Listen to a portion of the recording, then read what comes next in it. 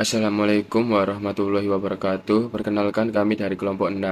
Di sini kami ingin mempresentasikan mengenai bab 14 yaitu manajemen pemasaran dan juga bab 15 mengenai manajemen sumber daya manusia.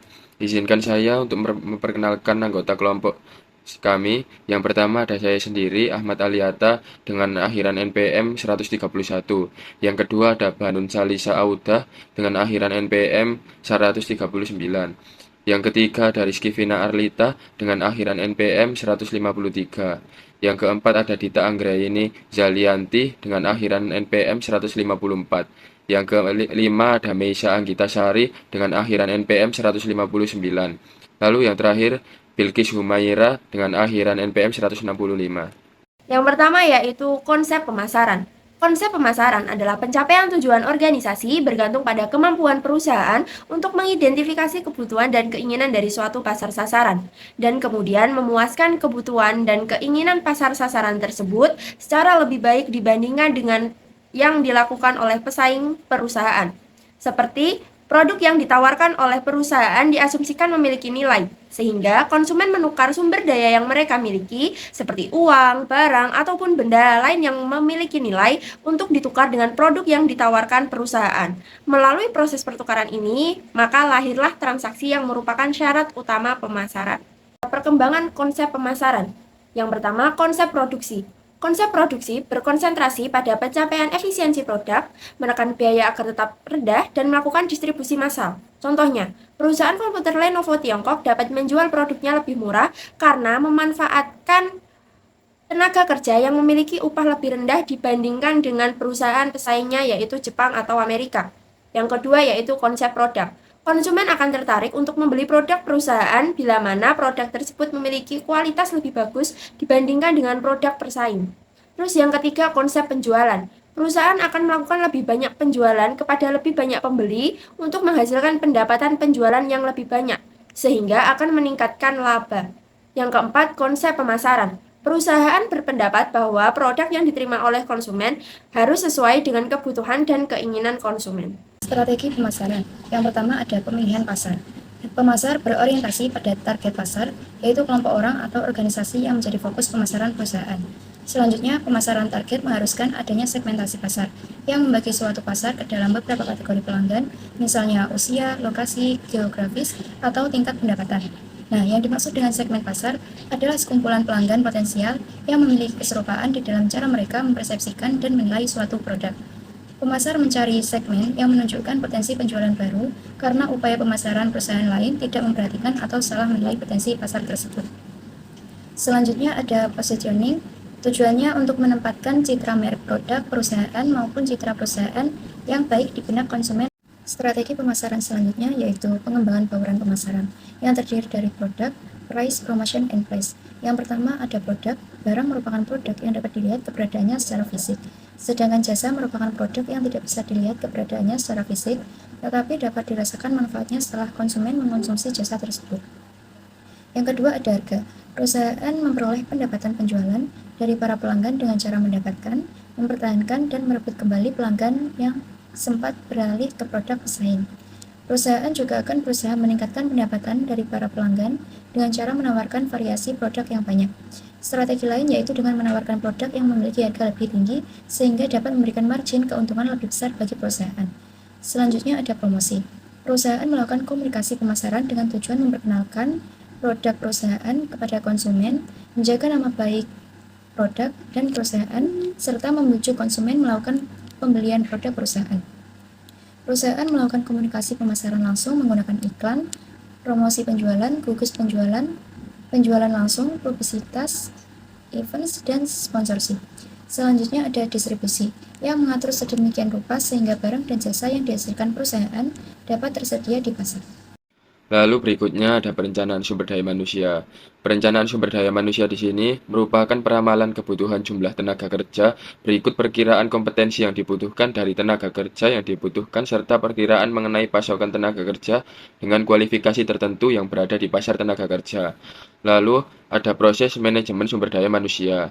Proses manajemen sumber daya manusia dibagi menjadi 5. Yang pertama ada perekrutan tenaga kerja atau rekrutmen, yang kedua ada pengembangan tenaga kerja atau development, yang ketiga ada pemilihan tenaga kerja atau selection, yang keempat ada pemeliharaan tenaga kerja atau maintenance, yang kelima ada pemutusan hubungan kerja atau separation.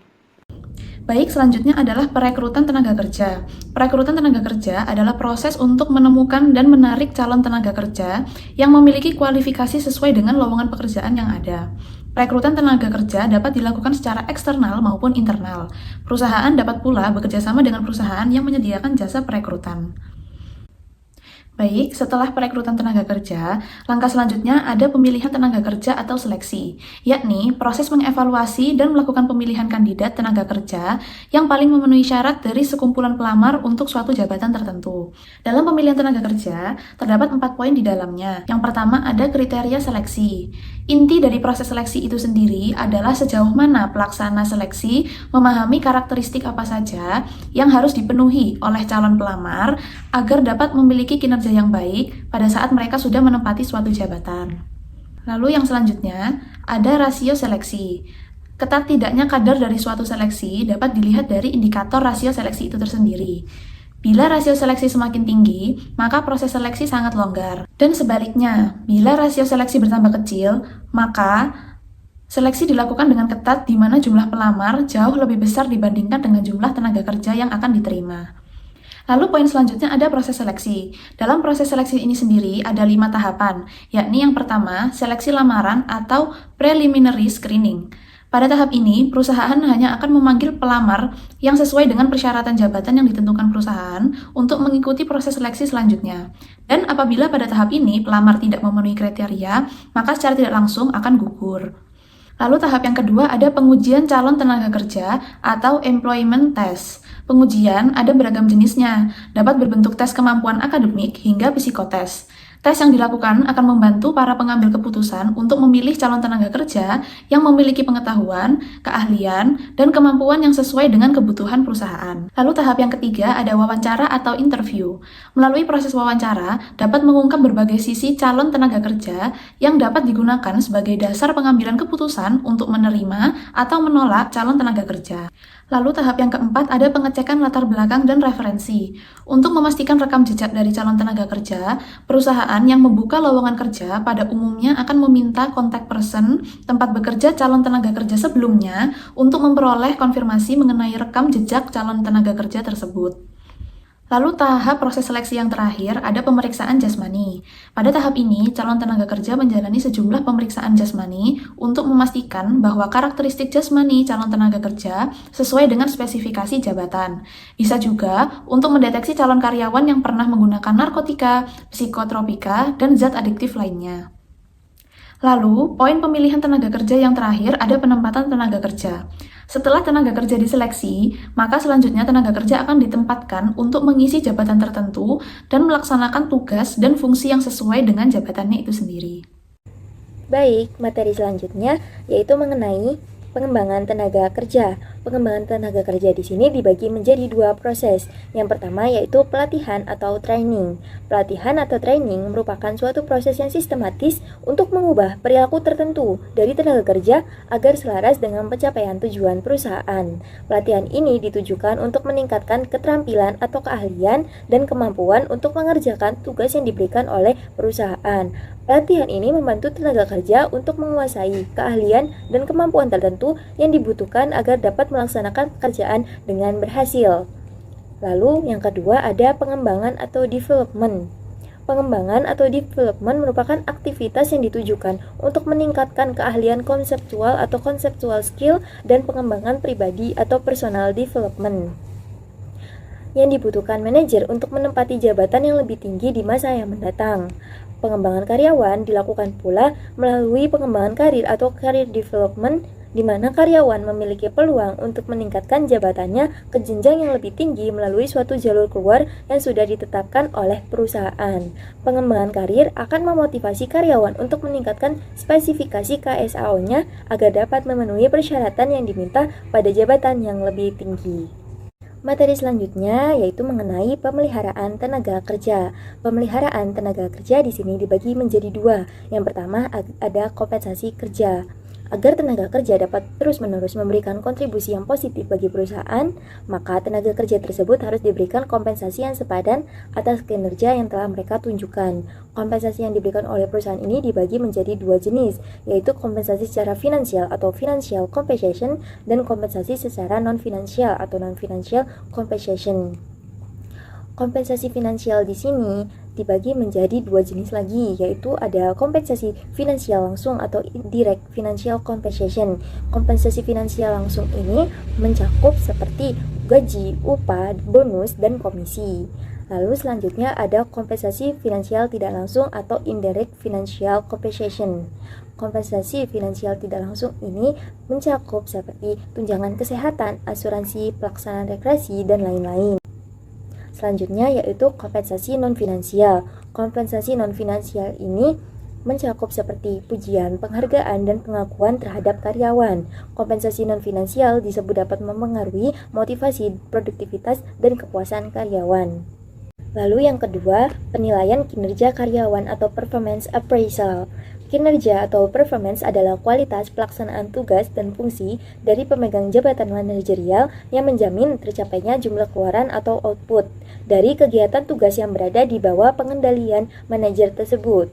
Untuk non-manajer, kinerja menunjukkan jumlah output yang dihasilkan tenaga kerja dalam durasi waktu tertentu.